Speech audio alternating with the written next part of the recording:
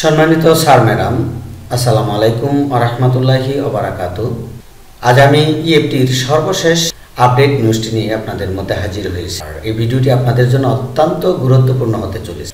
ইএফটিতে শিক্ষক কর্মচারীর জটিলতা এর শেষ কোথায় এ সম্পর্কে এবং ইতিমধ্যে মাওসি ডিজি যিনি রুটিন দায়িত্ব পালন করছেন ইনার সাথেও একদল শিক্ষক প্রতিনিধি গিয়েছিল এবং তাদের সর্বশেষ যে তথ্যগুলো সেখানে উপস্থাপন করেছিল ডিজি মহোদয়ের সামনে, সেই বিষয়গুলো আমি আজকের এই ভিডিও টিউটোরিয়ালটিতে তুলে ধরছি। আশা করি যারা সেটের সামনে বসে এখন দেখছেন অথবা দেখবেন তারা ভিডিওটি একটি ভালো কমেন্ট, লাইক এবং সর্বশেষ শেয়ার দিয়ে পাশে থাকুন। তো শুরু করছি বিস্তারিত। আপনারা অবশ্যই অবগত রয়েছেন যে আজ থেকে 3 বছর পূর্বে আমাদেরকে অর্থাৎ বেসরকারি শিক্ষক কর্মচারীদেরকে ইএফটিতে বেতন দেওয়ার উদ্যোগ নিয়েছিল মাওসি।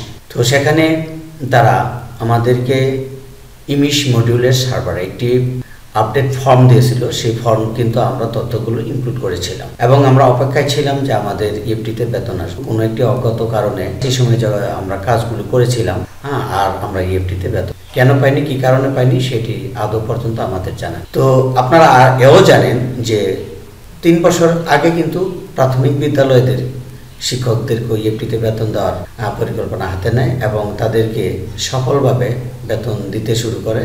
কিন্তু আমরা তখন জানতে পারিনি যে তাদের এ ধরনের কোনো সমস্যা হয়েছে কিনা, সেটা আমরা জানতে পারিনি। তারা কিন্তু সমস্যা ছাড়াই তাদের বেতন শুরু হয়ে গেছে।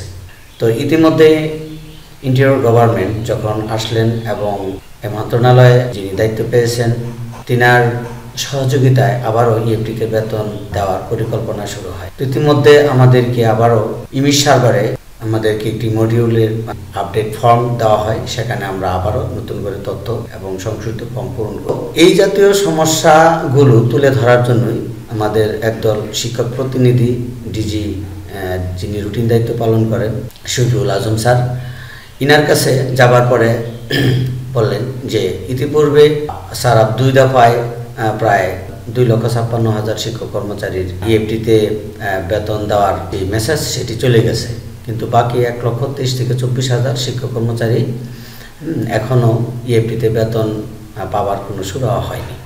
তো এই বিষয়ে স্যার আসলে সর্বশেষ কি খবর স্যার একটু জানালে আমাদের ভালো হয়। মাননীয় ডিজি মহোদয়ের তিনি বললেন যে দেখুন, গভর্নমেন্ট আমাদেরকে 2টি অপশন দিয়েছে, হয় অ্যানালগ পদ্ধতি অন্যথায় ইএফটি, আপনারা কোনটা নেবেন। তো এতে আমাদের শিক্ষক প্রতিনিধি দল বললেন স্যার অবশ্যই আমরা ইএফটিতে বেতন আবার পুনরায় অ্যানালগে ফিরে যেতে চাই না। তো এক্ষেত্রে তিনি বললেন তাহলে আপনাদেরকে ধৈর্য ধরতে হবে। হ্যাঁ স্যার আমরা জানি, কারণ এখানে যাদের নামের বানান বা অন্যান্য জটিলতা রয়েছে অথবা জন্ম তারিখে জটিলতা রয়েছে, এটি একটু সময় সাপেক্ষ ব্যাপার।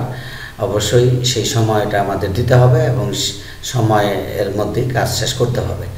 তবে স্যার আরেকটি বিষয় আপনি জানেন যে বেসরকারি শিক্ষা প্রতিষ্ঠানে যে সকল শিক্ষক কর্মচারী কর্মরত রয়েছেন যাদের এখনো পর্যন্ত শুরু হয়নি, তাদের কিন্তু অতিরিক্ত কোনো ভাতা নেই। তারা কিন্তু এই সামান্যতম বেতন দিয়ে তাদের মাসের শুরু থেকে শেষ অবধি চালাতে হয়। এ বেতন থেকে স্যার বৃদ্ধ মা বাবার ঔষধ, তারপর ছেলে মেয়েদের শিক্ষার অর্থাৎ ছেলে মেয়েদের যে শিক্ষা খরচ, খাবার খরচ এবং ঘর ভাড়া সবকিছু এখান থেকে দিতে হয় স্যার। অর্থাৎ মাস শেষে তাদেরকে ধার দেনা করে চলতে হয়। তো এখন স্যার ইএফটির মাধ্যমে তারা বেতন পাবে, এটা আমরা অবশ্যই চাই। পাশাপাশি স্যার তাদেরকে মাসিক বেতন যদি রানিং রাখা যায় বা বিকল্প কোনো রাস্তা বের করা যায় তাহলে স্যার সেই বিষয়টি অবশ্যই স্যার বিবেচনায় আনবেন বা দেয়। তিনি এই শিক্ষক প্রতিনিধি দলের সাথে যখন তারা তাদের অভিমত ব্যক্ত করেন এবং তিনিও বেশ একটি সাড়া দেন, সেটি হচ্ছে যে ঠিক আছে আপনাদের কথাগুলো আমি নোট করে রাখলাম, 2-1 দিনের ভিতরে বসার পরে আমরা এই বিষয়ে মনে হয় না যে এমনটি করা যাবে, তথাপি আমি যথাসাধ্য চেষ্টা করব।